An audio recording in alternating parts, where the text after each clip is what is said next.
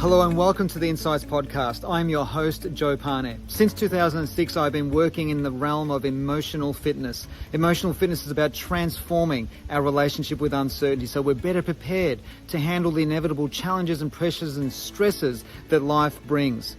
We get to explore in this podcast series what impacts our relationships, what inspires our actions, and what influences all of our decision making. We also gain clarity on what matters most, what matters least, and what brings us joy in this life. Join me on this journey from ambition to meaning as we explore deeply every nook and every cranny of emotional fitness. Thank you for being here, and I look forward to embarking on this adventure with you.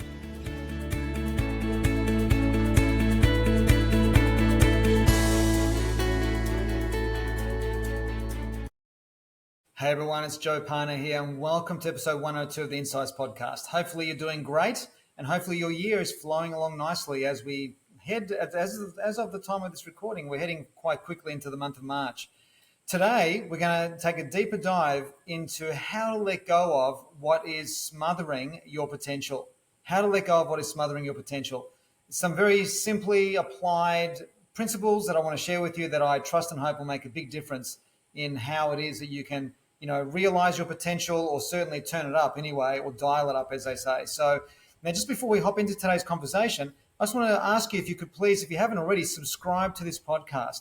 That way you'll receive notifications when the latest episode is released, and also get notifications for the latest resources that we've added to our website, the joeparnett.com.au website.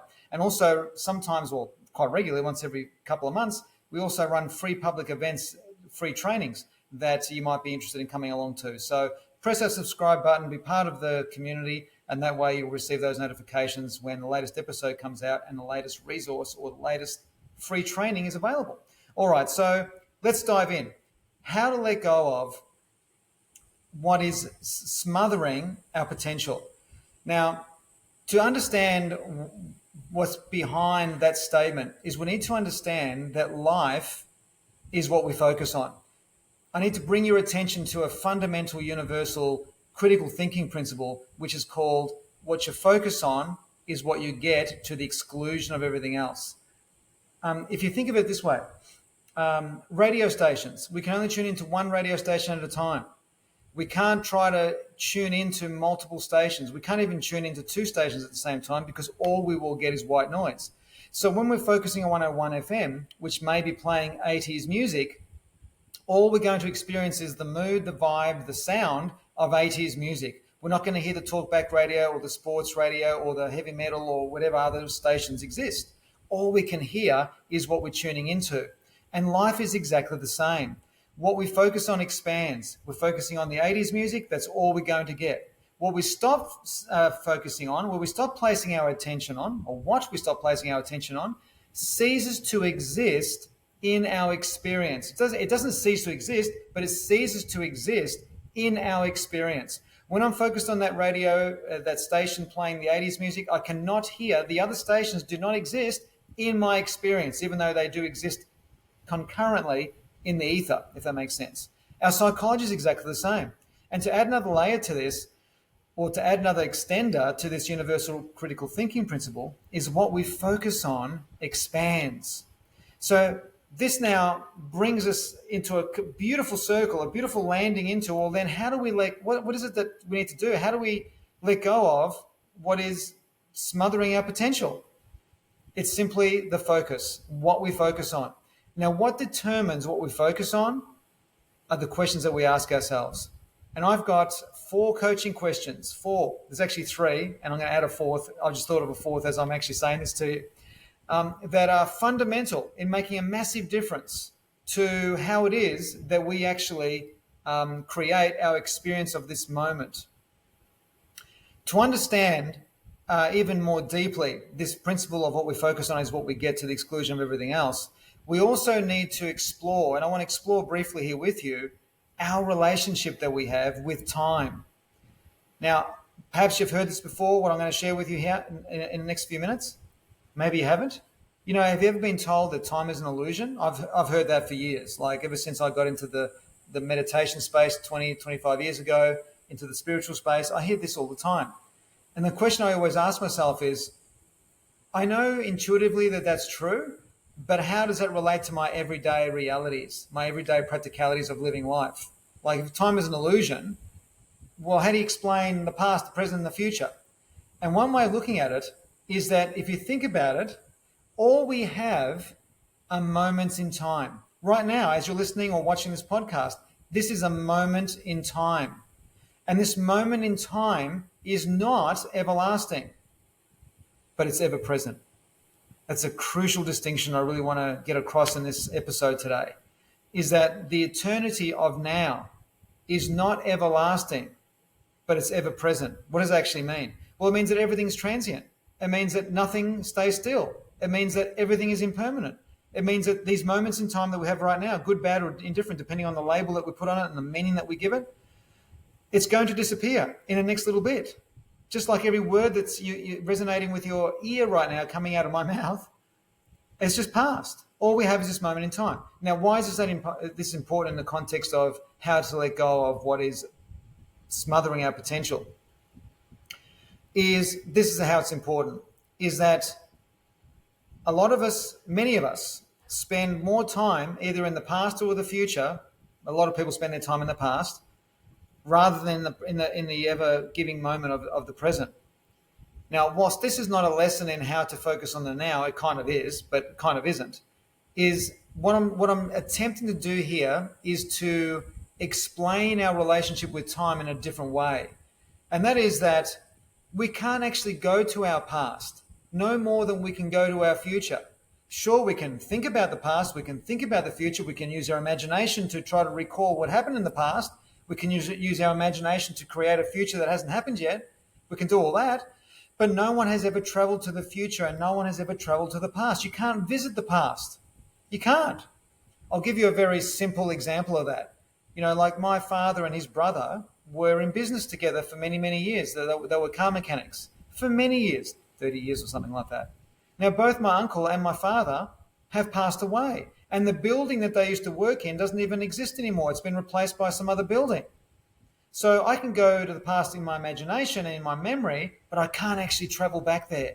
All I can do is see the past from the now, from the the ever-present moment of now. And I get to determine how long I want to spend there in my imagination in the past and how long I want to spend in the future and how long I want to spend in this moment. So here are some questions that make focusing easier. And here's the first question. The question is this. And this is a very basic one. This is the fourth one that I thought of as I was sharing this information with you. So let's just get that done because I'll forget it. And then I'll go to the three that I was going to actually originally share with you. The fourth one is really simple. It's where do you spend most of your time? In the past, the present, or the future? As you're living through your day, as you're doing, whether you're doing, menial tasks or running a meeting or focusing on a workshop that you're running or whatever it might be, where's your memory? Is it mainly in the past, in the present, or in the future? That's worth observing. But here are the three questions I intended to share with you from the very beginning of this episode. And it's this. Are you focusing on problem or solution? Are you spending more time focusing on the problem that you have or focusing on the solution that you must create? Because if you're focusing on solution, you're distorting, in a positive way, your relationship with time. Because what you're doing is by focusing on solution, you're bringing yourself to the moment of now. Because the solution can only be created in this moment. Whereas if I'm focusing on problem, all of my psychology, my energy, my emotional state, my vibe, my whateverness is all focused on the past. If I'm focusing on problem, I'm focusing on something that has already happened. And I need to accept what's happened so I can get on with the solution. So let me just repeat that. Were you spending more energy and time on the problem or on the future, or on the problem or on the future? On the problem or on the solution? Here's the second question. Are you focusing on what's missing or are you focusing on what you have? Are you spending more time focusing on what's missing or are you spending more time on what you have? Simple question, but very powerful. Now let's combine the two. If I'm focusing on what's missing and I'm focusing on problem, I'm ensconcing myself psychologically into the past. In other words, I'm getting myself into a pattern of stuckness. Because by focusing on problem and focusing on what I'm missing, I'm going to create the experience of being stuck. We'll call it stuck FM. But the stuck FM is not experienced in the past. It can only be experienced in the moment.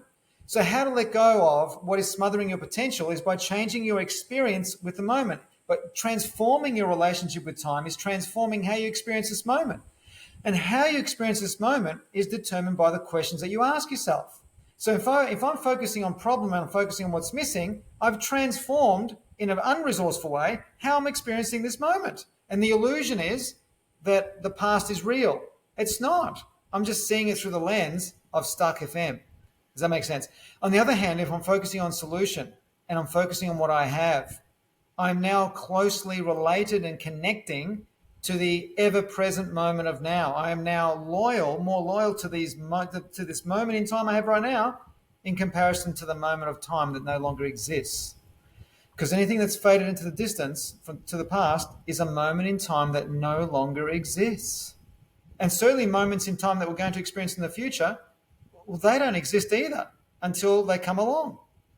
So they're the first two questions. I've given you three, but the two, I'm creating confusion here, I know. The first question was really simple, guys. It was like, do we spend more time in the past or in the future? I mean, that's pretty basic. That was a question I thought of off the top of my head. But let's focus on the actual three questions I've come here to deliver in episode 102. And it's this. Let's repeat them. I haven't taught you the third one yet. I'm going to get to that in a second. So the first one is, are you spending more time focusing on problem or focusing on solution? If I'm focusing on solution, it's bringing me into the the ever-present moment of now. Are you focusing more on what's missing or what you have? If I'm focusing on what I have and I'm focusing on solution, I can't help but be here in this present moment to try to navigate what is coming and where I'm going. Is that making sense? And here's the third question that I hope makes a lot of sense. This is a coaching question that I learned in my first week of learning coaching way back in 2006. And the question is this: whatever the problem is that you have, right? How is it a problem for you right now? How is that a problem for you right now in this moment? The truth is that it isn't. Right now in this moment, how is it a problem?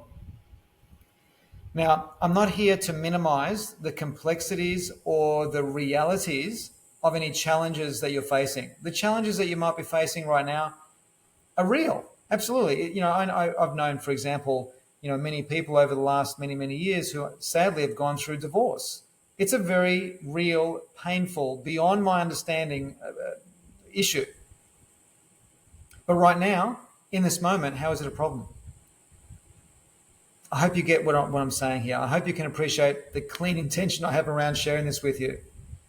Because if I'm focusing on problem and I'm focusing on what's missing, and I'm not focusing on how the problem is, how is it a problem for me now? If I'm not answering that question and focusing on that, I'm floating somewhere in a timeline that doesn't exist.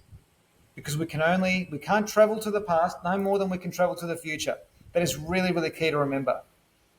So they're the three questions that I wanted to share with you. If I can add an example to this. Just last year, I ran the Sunshine Coast Marathon, my 8th marathon, which I'm really proud of. It's a 42.2 kilometre road run or road race. And no matter how hard or how well you prepare for this event, the last 10 to 12 kilometres are always difficult. And what I've found in my experience of running is in those last 10 or 12 kilometres of a 42 kilometre event, if I allow my mind to travel away from the given moment, the pain in my body goes up. It dials up the pain. So, for example, if I'm focusing on, I've got 10K to go, I've got, it's still another 9K to go, I've got 4K to go, and I'm not in the present moment, I feel the pain in my body even more. If instead I'm also focusing on, I've come from, I'm focusing on where I began the race and, we're 30K in and I take my attention off the now, the pain dials up in my body. And here's a mantra. So I want you to think of a question. You can use a question as a mantra. A mantra is just something that we repeat to ourselves all the time.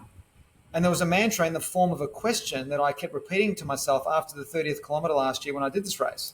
And it was this: how am I doing right now? But how am I doing right now? Oh, but there's, the ego is saying, but there's 8Ks to go. But how am I doing right now? Are you still running? Are you still moving? Yes, I am. I'm still doing well. Oh, look, there's a water station just coming up now. How am I doing right now? So that's another way of saying, how is that pain a problem for me right now? Because if the pain of the race was real in that moment of now, I wouldn't be able to run. Like, I'd struggle to move, but I'm still moving. So how is that a problem for you right now in the context of the marathon? Do you get what I'm saying? And when you ask yourself that question, how is that a problem for you right now? It gives you a less emotional charge. And this is the important thing, is in order to let go of what is smothering our potential, we need to be thinking with clarity. Thinking with clarity, my definition of it is thinking without the emotional charge. You see, by focusing on our historical narrative, focusing on the past of what they did to me or what happened with her or him or that event or whatever, by focusing on the past FM, I am bringing emotion into the present moment. And when I'm emotionally charged, I can't see clearly. You can't be clear of mind when you're emotional. It's like when where they say love is blind, or any emotion that's dialed up prevents us from seeing clearly in the moment.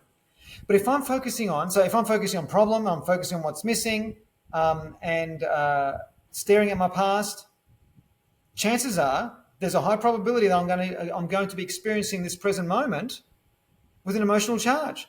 And with an emotional charge, I can't navigate through this problem. It's almost impossible. But if I'm focusing on what I have, I'm focusing on solution, and I'm with the awareness of how is this a problem for me right now, it takes the emotional charge away. And when you start taking the emotional charge away, you calm down and you have clarity of what to do in the next moment. The phone call you might need to make, the email you may need to send, the reflection you may need to make, the journal entry you may need to write, comes from this blessed, precious moment of now, which is not everlasting, but ever present. So I hope there's something in that for you. I hope that whatever I've shared with you here today is of value to you and you can use in your own life, and equally, if not even more importantly, that you can share with others that you care and love for. So I really appreciate you tuning in. Now, remember, if you haven't subscribed to this podcast yet, please do, because by subscribing, you will receive notifications of when the next episode comes out, and you'll receive notifications of when the next free event is online. I run many free trainings throughout the year in the area of human behavior, and also throughout the entire year, we're adding resources to the website, the latest blog, which is connected to the podcast. So basically, great resources that we keep adding to our website. You'll be notified of if you subscribe to this podcast. And also, so many of you sometimes will email me to say, hey, when was the last podcast that came out? And, there's one that just came out last week. And so subscribing obviously creates that notification. All right. Thanks for tuning in, guys. Really, really appreciate it. 102. Hope you enjoyed it. And I look forward to reconnecting with you in the next episode. Thanks so much. Bye for now. I trust you enjoyed this latest episode of the Insights Podcast and received great value. Please remember to subscribe and share your reviews, and I'll see you again very soon.